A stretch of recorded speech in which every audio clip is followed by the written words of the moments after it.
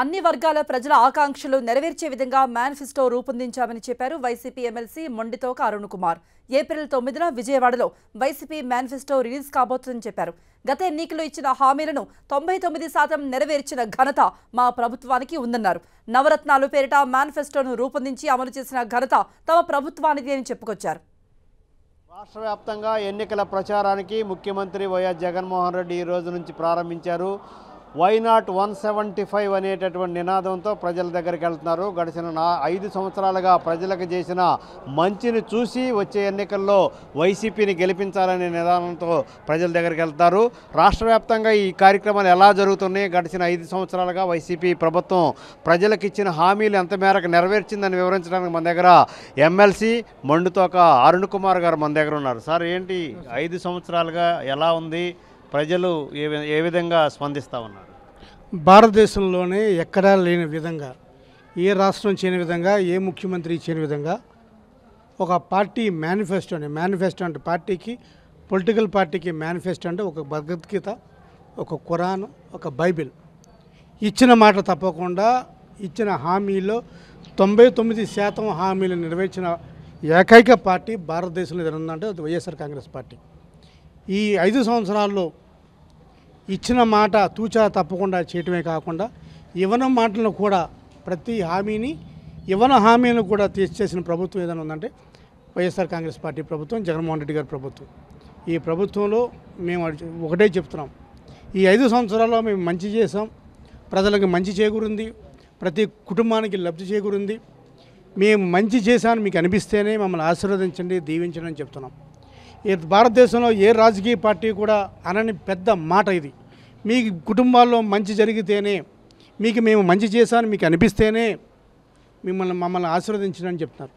ఇన్ని రాజకీయ పార్టీలు, జాతీయ పార్టీలు, రాష్ట్ర పార్టీలు ఈ 100 సంవత్సరాల చరిత్రలో ఏ పార్టీ కూడా ఈ మాట మాట్లాడలేదు. అతిపెద్ద మాట ఇది. ఆ పెద్ద మాట అంటే ఆ మాట అన్నందుకు ఎంతో నమ్మకం ఉంటేనే కానీ ఆ మాటను. ఎందుకంటే ఇచ్చిన వాగ్దానాలని 99% నెరవేర్చాం, ప్రతి ఇంటికి మేలు చేసాం. తప్పకుండా ప్రజలు ఆశీర్వదిస్తారు, మమ్మల్ని మళ్ళీ ఒకసారి దీవిస్తారు. సార్, 2019 ఎన్నికల్లో ప్రజలకు ఇచ్చినటువంటి హామీల్లో అమలు చేసినవన్నీ ఇంకా మిగిలిపోయినాయన్నీ నేను చెప్తున్నాను కదండి, 99% హామీలు అమలు చేశాం.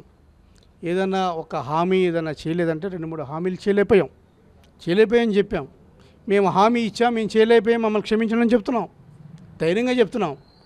మళ్ళీ అధికారంలోకి వచ్చిన తర్వాత ఆ హామీని ఇంకా రిఫార్మ్ చేసి ఇంకా ఏ విధంగా చేయగలమని చెప్తున్నాం. మేము ధైర్యంగానే చెప్తున్నాం. ఎక్కడా కూడా మేము మా పార్టీ మేనిఫెస్టోని తీసేసో, దాసేసో, చింపేసో, మడిచేసో మేము చేయట్లేదు. ఇది హామీ అని చెప్తున్నాం. ప్రతి ప్రభుత్వ కార్యాలయంలో మా మేనిఫెస్టో ఏ కార్యక్రమాలు చేసాం, ఏ కార్యక్రమాలు చేయలేదో చెప్తే ధైర్యంగా మేము చెప్తున్నాం. ఇప్పుడు కొత్త మేనిఫెస్టోలో ఎలాంటి అంశాలు పొందుపరచబోతున్నారు? ఏ వర్గాలకు మేలు చేసే అంశాలు పొందుపరచబోతున్నారు? కొత్త మేనిఫెస్టో తుది మెరుగులు దిద్దుతుంది. ఈ వచ్చే నెల 9వ తారీఖున ఉగాది పర్వదినాన విజయవాడ నడిబొడ్డున మేనిఫెస్టో రిలీజ్ కాబోతుంది. ఈ మేనిఫెస్టో పాత మేనిఫెస్టోతో పోల్చుకుని 2019 మేనిఫెస్టోతో పోల్చుకుంటే మెరుగ్గా ఉంటుంది. అన్ని వర్గాలకి మంచి అవకాశాలతో కూడా ఉంటుంది. తప్పకుండా ఈ మేనిఫెస్టో బాగుంటుందని ఆశిస్తున్నాను. ఈ మేనిఫెస్టోలో ఎక్కువగా ఇండస్ట్రియలైజేషన్ కావచ్చు, ఎక్కువగా కంపెనీస్ కావచ్చు, ఎక్కువగా ఉపాధి అవకాశాలు కావచ్చు, రైతులకు సంబంధించి కావచ్చు, ఇవన్నిటిలో కూడా ఫోకస్ చేయబోతున్నాం. ఇప్పుడు ప్రజల్లోకి వెళ్తూ ఉన్నారు, ప్రజా స్పందన ఎలా ఉంది? ఇప్పటికే మీరు గడప గడపకి ప్రభుత్వం అని చెప్పేసి చాలా కార్యక్రమాలు చేశారు, అదేవిధంగా సిద్ధం మహాసభలు నిర్వహించారు.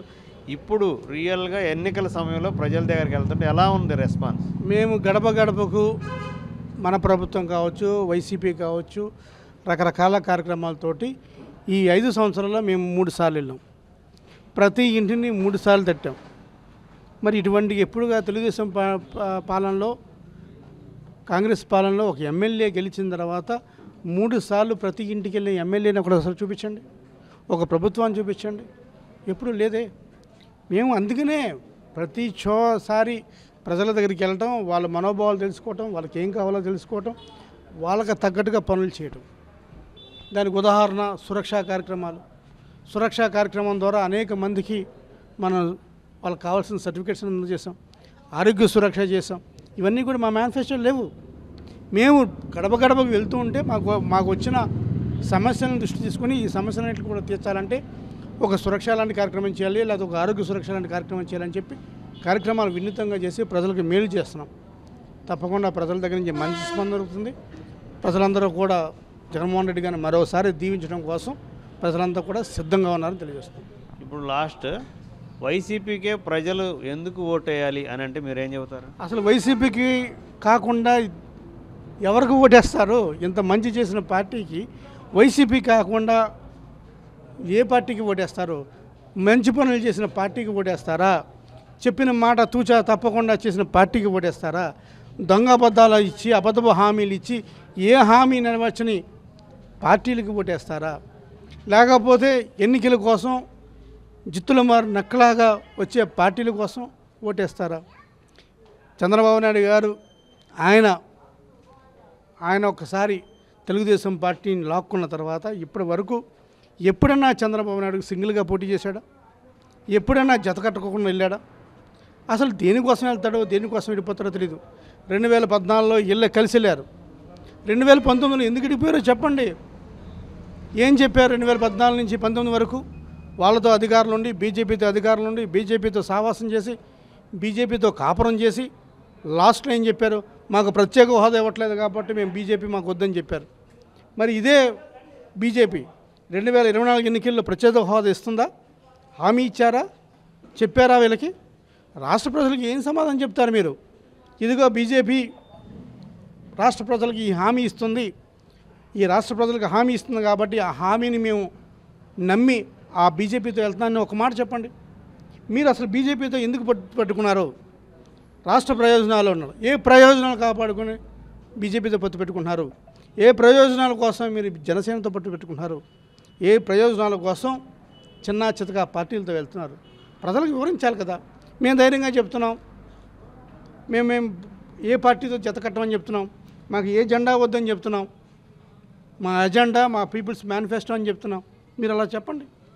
అలా చెప్పే దమ్ము ధైర్యం ఈ 3 పార్టీలకి లేదని చెప్పి, ఈ 3 పార్టీలు లేక జగన్మోహన్ రెడ్డిని ఎదుర్కోలేక 3 పార్టీలు కాదు 10 పార్టీలు కలిసి వచ్చినా జగన్మోహన్ రెడ్డి గారి విజయాన్ని ఎవరు కూడా ఆపలేరు.